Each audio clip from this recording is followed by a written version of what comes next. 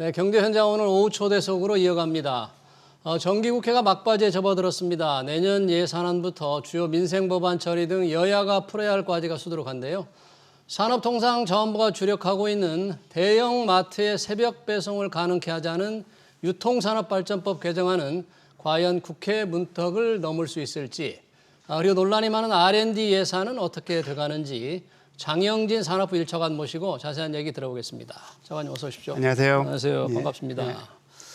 자, 제가 유통산업발전법 오늘 그 산업자원부가 굉장히 주력하고 있는 예. 법안 좀 토론을 하려고 하는데 그에 앞서서 지금 윤석열 대통령 영국 프랑스 방문하고 이제 어제 돌아오셨잖아요.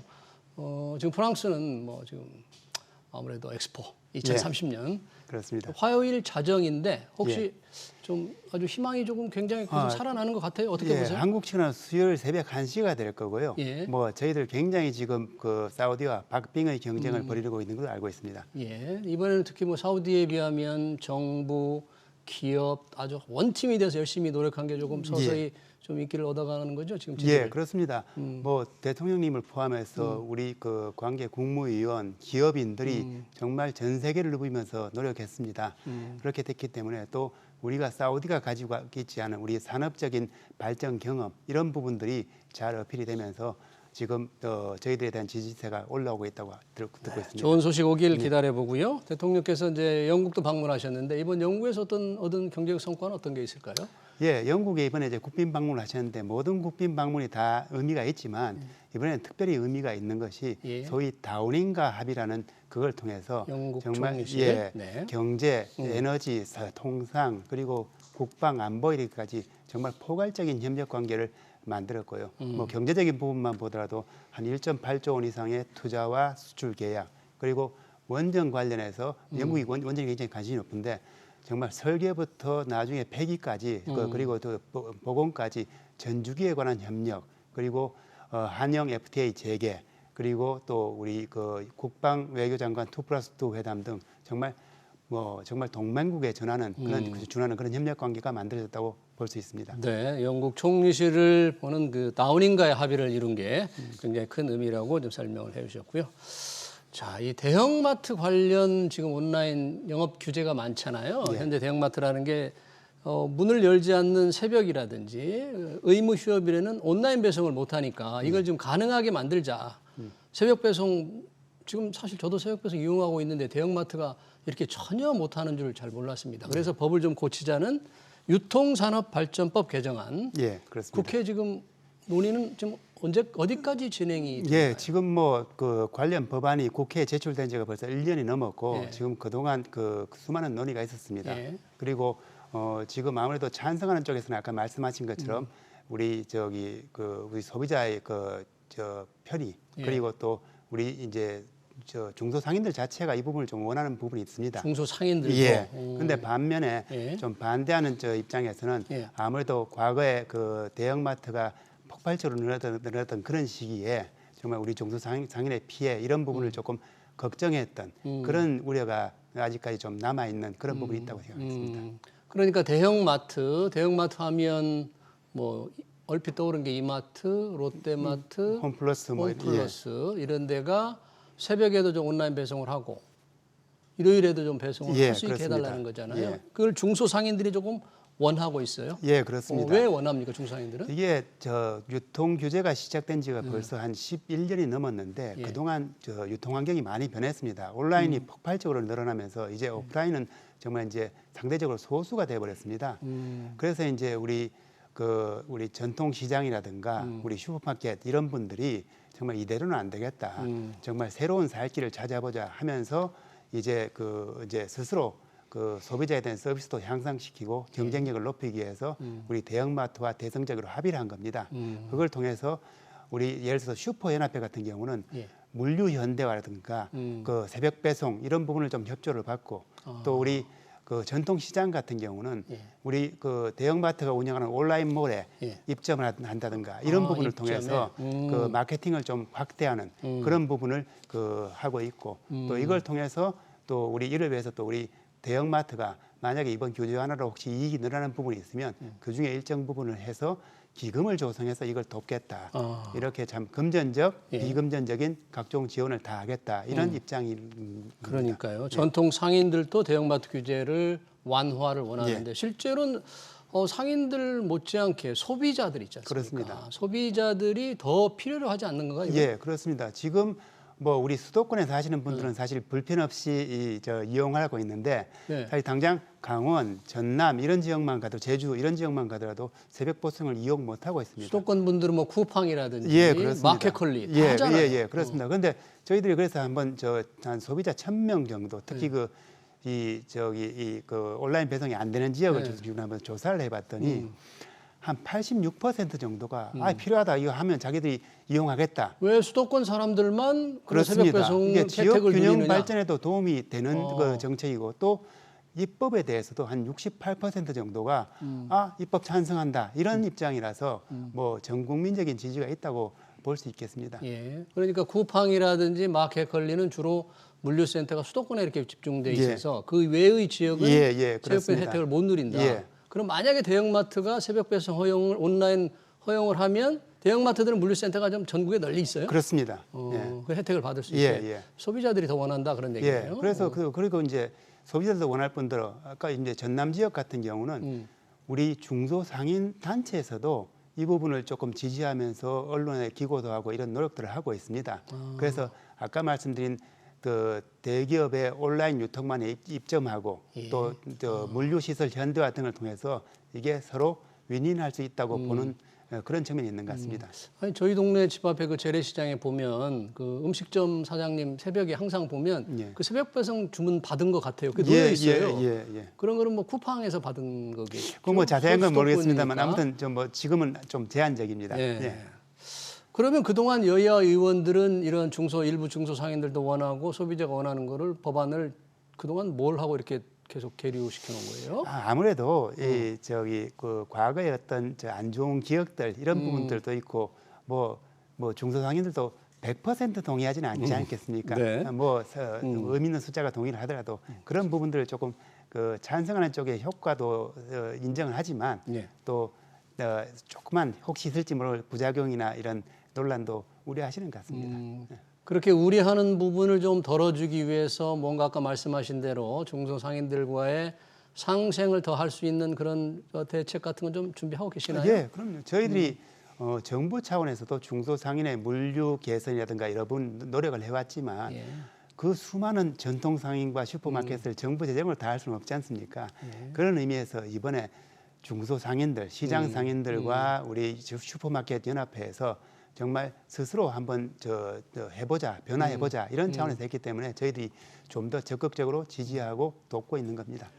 그러면 1년 가까이 지금 국회에 있게 되는데 여야가 이 법안을 조금 처리하려면 소위원회도 거치고 여러 가지 절차가 있을 텐데 현재는 어디에 계류돼 있어요? 지금 현재 지난 22일 날 소위를 한번 했었고요. 이번에 이제 양당의 고위급 논의를 통해서 29일 날 다시 한번 소위를 열 예정입니다. 그래서 29일? 그래서 저희들이 다시 한번 여야 각 그 지도부에 다시 한번 적극적으로 설명을 하고 있습니다. 왜냐하면 이제 내년 4월이 또 총선이기 때문에 이번 연말을 잘 해서 뭔가 통과가 되지 않으면 조금 과연 법안이 살아있을까 좀 걱정도 좀 돼요. 지금 어떻게 전망을 어떻게 하시는지. 하여튼 저희들은 워낙 그 시장 상인들, 중소 상인들도 원하고 있고 소비자들도 원하는 부분이기 때문에 100% 만족하지는 않겠지만 그래도 그 정말 핵심적인 이해관계자들이 원하고 있는 것이기 때문에 저희들이 이 계기로 저희들이 좀 더 정책적 지원을 더해서 우리 유통산업을 좀 더 발전시키고 소비자들의 어떤 그 만족도도 더 높이는 그런 방안이 될 거라고 생각합니다. 관련해서 이번 법안에는 좀 포함이 안 돼 있을 수도 있지만 의무 휴업을 일요일로 정해놨잖아요. 그렇습니다. 2번. 그에 대한 찬반 논란이 좀 있지 않습니까? 그 제도는 어떻게 지금 평가하십니까? 법에는 반드시 일요일은 아니고요. 지자체, 기초지자체에서 정할 수 있긴 있는데 그 부분까지는 아직 저희들이 그 얘기를 못 하고 있고 다만 일부 지자체에서 지금 그 서로 이제 그 중소상인들과 이 소비자와 이제 협의를 해서 일부 지자체에서 평일로 옮기고 있는 그런 부분이 있고 저희들이 또 그 효과를 면밀히 봐서 나중에 우리 중소상인들과 우리 소비자들 여러분들과 협의를 해서 그런 부분은 좀 중장기적으로 조금 개선 방안을 마련해야 될 거라고 생각합니다. 그러니까 일요일만 현실적으로는 일요일만 이틀 쉬잖아요. 대구시 예, 같은 예. 경우적으로 하루만 쉬죠. 하루만. 예, 네, 그 정책을 실패한 정책이다 이렇게 보는 분도 있던데. 뭐 워낙 그 양쪽의 입장이 첨예합니다. 뭐 여러 가지 연구 영역 결과들도 양쪽에서 더 다른 결과가 있고 다만 저희들이 이번 법안에 그 의미를 두는 것은 이건 정말 우리 상인들이 원하는 거다. 그런 의미에서 의미가 있다고 생각합니다. 그렇군요. 중소상인들이 원하는 예. 대형마트의 온라인 예. 새벽에 온라인 배송을 허용하는 거. 여야가 좀 합의를 빨리 이뤘으면 좋겠다는 게 우리 차관님 말씀이었고요. 자, 사실 또 하나의 과제가 이게 물가인데 요즘 전 부처가 물가를 잡기 위해서 열심히 뛰고 있잖아요. 각 예, 그렇습니다. 품목별 뭐 예. 담당 과장도 마련한다 그러는데 예.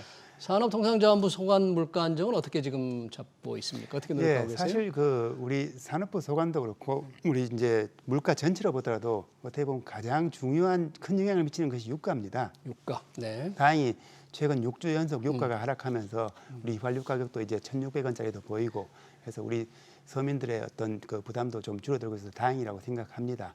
또한 뭐 예를 들어서 공산품들도 자동차라든가 가전제품 이런 것들도 최근에 또 하락세를 보이고 있습니다. 예. 그런 부분들도 물가 안정에 큰 도움이 되고 있고 최근에 우리가 또 코세페를 하면서 여러 가지 할인 정책들을 하고 있습니다. 그런 부분이 있지만 또 일부 품목들 예를 들어 의류라든가 이런 부분들은 조금 그 가격이 조금 심상치 않고 또 우리 그 장애인이라든가 우리 택시 기사님들이 이용하는 LPG 가격 이런 부분은 LPG. 예, 아직까지 970원 정도로서 좀 높게 형성되어 있기 때문에 이런 부분도 저희들이 조금 굉장히 관심을 가지고 필요한 낮출 수 있는 방안을 지금 검토를 하고 있습니다. 네. 유가가 좀 안정되고 있다고 다행인데 대개 이 기업들이 원재료 가격이 오르면 오른다고 해서 물가를 올리는데 내리면 가격을 내리는 걸 잘 보기가 어려워요. 네, 그렇습니다. 불만이 좀 있는 것 같습니다. 예, 예. 소비자들은. 그래서 그 부분에 대해서도 사실 그 모든 부처가 지금 주의를 기울이면서 저희들이 뭐 인위적으로 내려라는 것이 아니라 용량을 줄였으면 충분히 그걸 소비자들한테 고지를 하라 이런 부분이기 때문에 정확한 정보 전달은 당연한 거 아니겠습니까?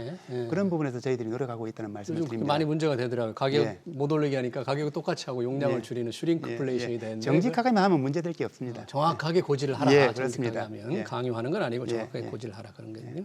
아까 말씀하신 대로 이게 할인해서 코세페 코리아 세일 페스타를 말씀하셨는데 요즘 뭐 경기가 좀 안 좋은데 어떻습니까? 코세페 이 소비 실적? 지금 이번에 코세페가 이제 8번째로 이제 개최되었고 이제 사실 한 2, 3년 전부터는 완전히 민간 주도로 바꾸었습니다. 그럼에도 불구하고 이번에 2,500개 이상의 업체가 참여하면서 참가 업체 수 입장에서는 최대치입니다. 그리고 아까 자동차도 보면 한 700만 원, 최대 700만 원까지 할인을 하고 또 가전제품도 한 30%까지 할인을 해줌으로써 실질적으로 소비자들한테 도움이 되고 있습니다. 또한 최근에 보면 우리 그 대형마트라든가 이 백화점 이런 쪽에서 정말 큰 폭의 어떤 뭐 반값 이상의 할인도 하면서 정말 대형마트의 그 어떤 소비자들이 그 계산대에 엄청 오래 기다린다는 소식도 접하고 있고 또 면세점이라든가 이런 부분들을 통해서 외국인 관광객 유치에도 도움이 되는 것 같습니다. 아무튼 11월 30일까지 하고 있으니까 우리 소비자들께서 정말 잘 이용해 주셨으면 좋겠습니다. 이달 말까지요. 생각보다 상당히 좀 잘 이루어지고 있다. 이렇게 평가를 하셨네요. 또 하나의 과제가 R&D 예산입니다. 윤석열 정부가 R&D 예산을 뭐 대폭 줄였다 해가지고 사실 정치적 공방이 좀 있었지 않습니까? 그런데 다시 예산은 그렇게 나갔지만 국회에서 필요한 부분은 좀 확실하게 더 늘리겠다고 또 정부 여당이 하고 있는데 산업자원부에도 관련 R&D 예산이 많이 있죠. 어떻게 하고 그렇습니다. 있어요? 저희들이 5조 원 이상의 R&D 기금을 자금을 관리하고 있습니다. 그런데 저희들이 조금 진짜 국민 여러분께 말씀드리고 싶은 것은 오늘도 이제 오전에 대통령님 모시고 그 과학기술 자문회의를 했지만 그 자문회의에서 정말 대통령님의 강력한 우리 과학기술계에 대한 그 애정과 의지를 확인할 수 있습니다. 다만 저희들이 R&D 예산 중에 50% 정도가 1억 원 미만의 정말 소액 R&D입니다. 50%가 1억 원 미만. 그래서 사실상 R&D로서의 그 효과를 기대할 수 없는 국민의 세금을 좀 낭비한 측면이 있는 그런 부분인데 저희들 내년 예산안에 그러면 우리가 흔히 아는 그 첨단 산업, 소부장 그리고 뭐 국제 협력, 인재 양성에 관한 예산은 대폭 늘렸습니다. 그렇기 때문에 실제 제대로 연구를 하는 우리 석박사 과정 학생들 그리고 연구기관의 대학생 학생들은 실제 내년에 예산 배분이 끝나고 나면 정말 이제 더 늘었네라는 부분을 할 수 있을 거고 그리고 좀 더 수준 높은 연구를 지금 저희들이 지향하고 있기 때문에 우리 R&D의 목적이 우리 기업들이나 우리 국가에 좋은 연구 결과물을 주는 것도 있지만 예. 미래 인재 양성의 측면도 있습니다. 그런데 그 정말 1억 원 미만의 소위 뭐 메뉴판 개발이라든가 식당의 메뉴판 개발 그런 R&D를 통해서 우리 학생들이 정말 성장 발전할 수 있느냐? 예. 그게 아니고 저희들이 지향하는 좀 내년에 대폭 예산을 늘린 그런 좀 수준 높은 R&D, 도전적인 R&D를 통해서 정말 세계적인 논문도 쓰고 그렇게 함으로써 우리 그 이공계 학생들의 수준이 더 높아지는 거 아니냐 하는 그런 생각입니다. 그래서 하면 저희들은 대통령께서도 올해 이번에 저 한번 구조조정을 하고 앞으로는 그런 정말 R&D다운 R&D 이런 부분에 지속적으로 예산을 늘려나가겠다. 정부의 역할을 강화해 나가겠다. 이런 말씀을 하셨습니다. 제대로 된 곳에는 충분하게 R&D 예산을 지원하겠다는 게 그렇습니다. 정부의 방침이고요. 예. 근데 그런 논란이 있다 보니까 야당에서는 뭐 연구기관들의 인건비를 늘리는 쪽으로 R&D 예산을 좀 확대하자. 뭐 이런 얘기들을 좀 하고 있다는데 그건 어떻게 해요? 예, 이미 그 저 정부 출연 연구소와 4대 과기원에서 선언을 했습니다. 예. 인건비 안 줄이겠다. 내년 안 예산에. 줄이겠다? 예. 그리고 뭐 저희들 지금 예산 과정에서 미세 조정하는 과정에서 하여튼 인건비에 대한 영향이 최소화되도록 하겠다. 예. 이런 부분에서 사실 우리 제대로 된 연구를 하는 연구자들은 크게 걱정할 부분이 없을 겁니다. 예. 다만 저희들이 보면 1억 원 미만 R&D를 이용해서 아주 뭐 어떤 한계 기업을 지원한다든가 이런 부분을 했던 소위 컨설팅 회사들이 많이 있습니다. 뭐 이런 부분들이 정말 저희들이 보기에 그 세금의 낭비원이 크고 낭비적인 이런 R&D. 부분들이 가장 큰 타격을 받을 거기 때문에 예. 뭐 실제 미래를 위한 R&D 정말 수준 높은 R&D 도전적인 R&D는 내년에 오히려 더 늘어날 거고 주요 대학이나 연구소의 어떤 그 펀드는 더 늘어날 것으로 봅니다. 그러네요. 논란이 많았던 R&D 예산은 낭비적인 걸 줄이는 것이고 예. 부분적인 구조정이 있더라도 필요한 곳에서는 적극 지원하겠다는 게 정부의 방침으로 그렇습니다. 이해를 하겠습니다. 네, 산업자무 관련 얘기 잘 들었습니다. 지금까지 장영진 산업부 1차관이었습니다. 차관님 고맙습니다. 네, 감사합니다.